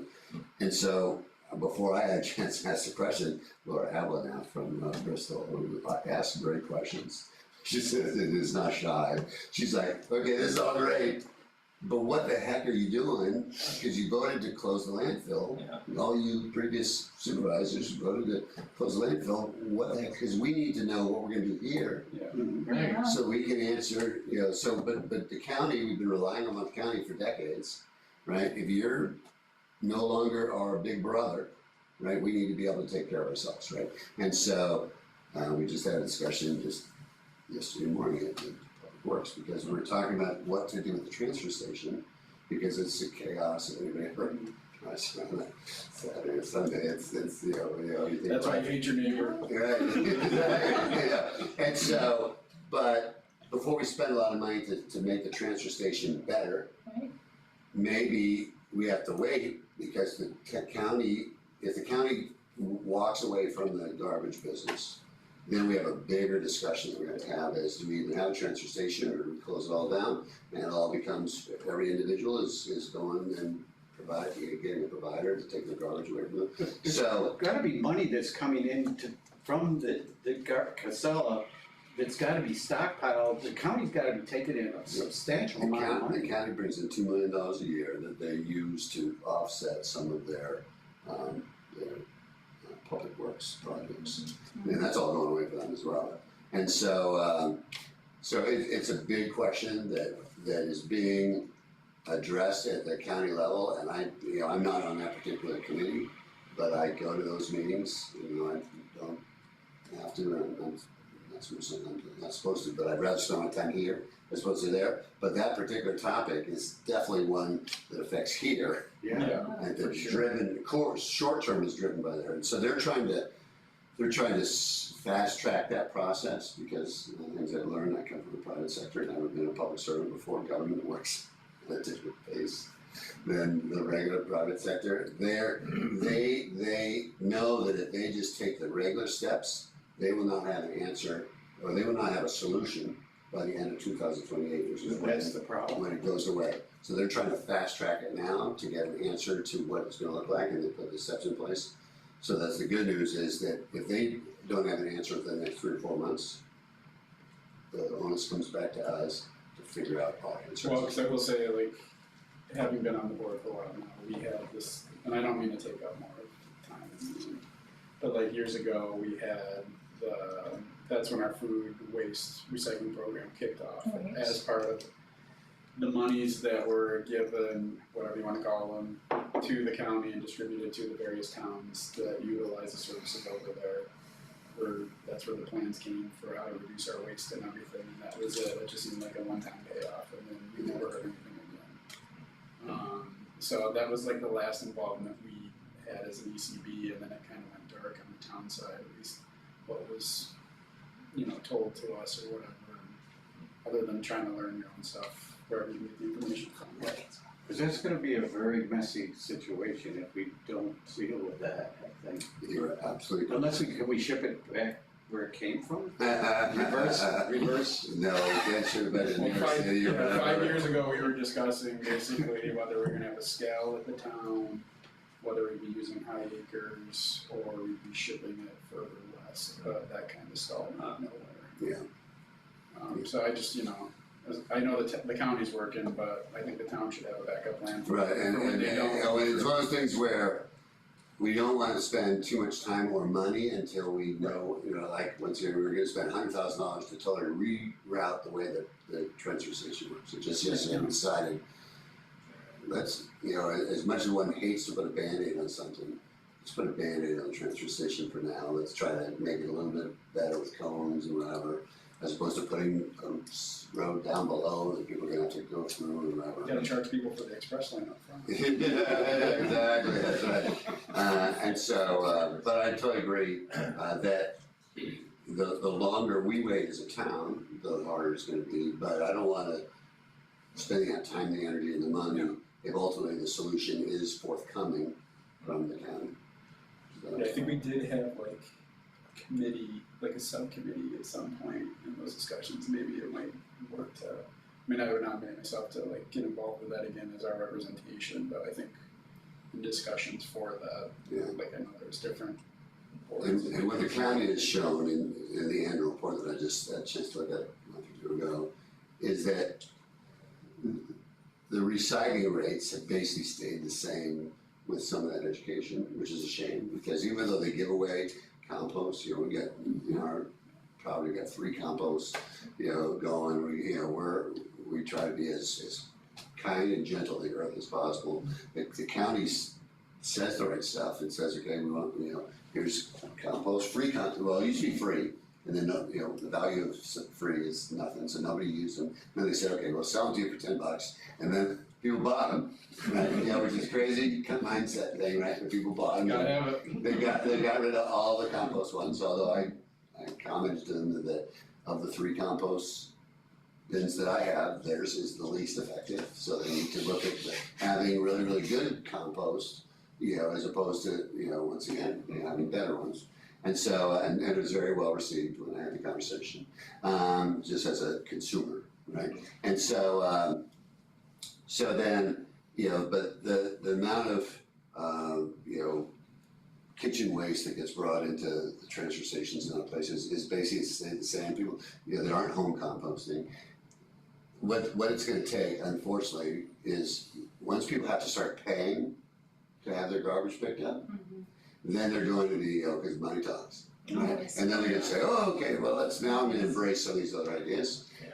And whether we start charging here, because we provide it as a free service with your tax dollars or whatever, you know, we may start charging here to get people ready for the fact that they're gonna have to start paying soon to sell or somebody else to pick up from in front of their house. Because we're gonna start having it 2.5 years from now, if the county doesn't have a solution, we're gonna have to pay.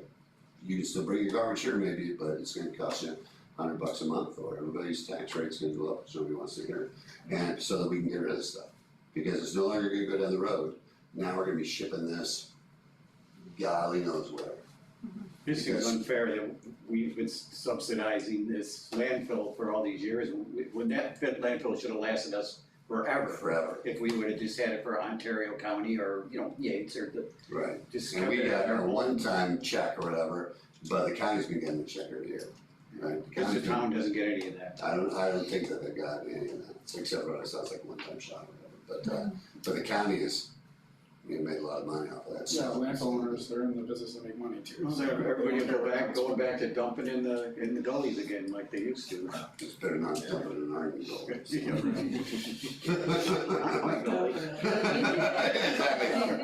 that's what he's gonna do, right, it's not that, instead of NIMBY, it'll be, NIMGA. Rolls right off the tongue.